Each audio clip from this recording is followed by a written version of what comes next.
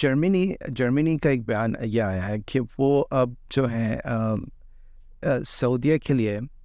Euro fighters की cell पे पाबंदी नहीं हटा रहे हैं बेसिकली। जो यूरो फाइटर्स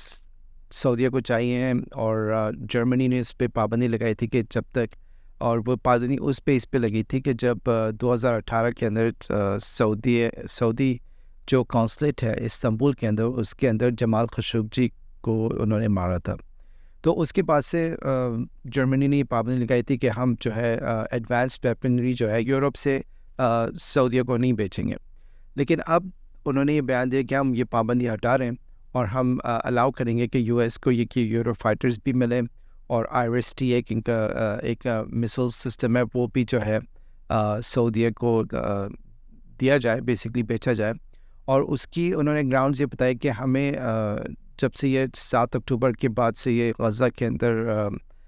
जो मिडल ईस्ट के अंदर सूरत हाल चेंज हुई है, उसके बाद से हमें पता है कि यमन की तरफ से इज़राइल की तरफ कुछ मिसाइल्स जो थे वो फायर किए गए थे। तो ये सऊदीया ने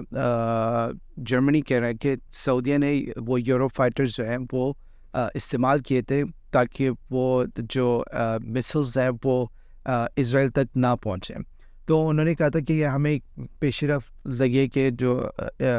सऊदी है बेसिकली वो इज़राइल को प्रोटेक्ट करने के लिए उसने ये चीज़ें इस्तेमाल की हैं, तो हम इसलिए ये पाबंदी हटा रहे हैं। तो ये एक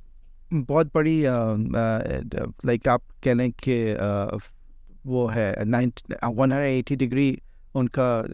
स्टैंड चेंज हुआ है सऊदी के ऊपर, बेस्ड ऑन जो करंट सऊदी लीडरशिप के जो गोल्स हैं इस रीजन के अंदर। वो ये हैं कि उन्होंने अपनी जो इकॉनमी है उसको वो चाहते हैं कि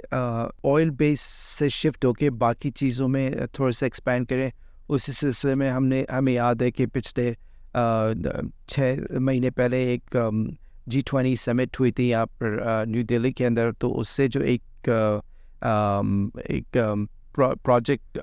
इन्होंने उस पर साइन किया था जिसमें बेसिकली वो इकोनॉमिक कॉरिडोर है, वो बेसिकली इंडिया से निकल के UAE, फिर UAE से सऊदीया, और फिर सऊदीया से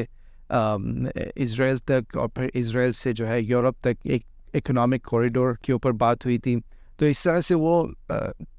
सऊदीया जो है वो अपनी बेसिकली अपने पॉलिटिकल या फ्यूचर के सर्वाइवल को देख के कि उनको लग रहा है कि जो तेल है उससे जो उनकी रेवेन्यू है वो रेवेन्यू स्ट्रीम थोड़ी सी कम हो जाएगी, तो वो अपनी इकोनॉमी को डाइवर्सिफाई कर रहे हैं। तो वो चाह रहे हैं कि बेसिकली जो रीजन के अंदर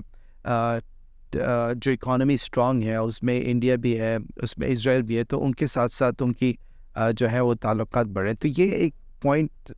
इम्पोर्टेंट इससे कि हम ये देखें कि बाकी जो एरिया में मुसलमान है कि वो इतने टेक्नोलॉजिकली एडवांस क्यों नहीं है, या उनकी इकोनॉमीज स्ट्रगल क्यों कर रही है। उसकी वजह यही है कि मेनली जो यहाँ के लीडर्स हैं वो बेसिकली नहीं चाहते कि आपके जो इंटेलिजेंट लोग या बेसिकली आपके जो कैपेबल लोग हैं वो इन इकोनॉमीज़ को लेके जो है ना आगे बढ़े। और यहाँ पे हमने देखा करप्शन है, नेपोटिज्म है, और बेसिकली सफोकेशन है कि लोग जो फिर हमारी जो क्रीम होती है, इंटेलिजेंट लोग होते हैं, वो बेसिकली यहाँ से भी पढ़ते भी हैं लेकिन बाहर जाते हैं दूसरे ममालिक में, क्योंकि उनको लगता है कि यहाँ पर जो है जो चाहे वो इजिप्ट हो या बाकी मुसलमान कंट्रीज़ हो, उधर लगता है कि वो उनको वो सपोर्ट नहीं मिलती गवर्नमेंट की तरफ से, और ना बेसिकली वो समझते हैं कि उनके लिए कोई अपॉर्चुनिटी है कि जिसको वो अवेल कर सकते हैं। बहुत सारे रेड टेप्स है, और ऐसा लगता है कि जो फॉरेन से कंपनीज आती है उनको जो है बेटर ऑप्शंस देते हैं, बेटर डील्स मिलती हैं, लेकिन जो लोग लोकली लोग होते हैं उनको जो है ना उनके बिजनेसेस को उस तरह से प्रमोट नहीं किया जाता है, बल्कि ऐसा लगता है कि उनको जानबूझ के और सफोकेट किया जा रहा है।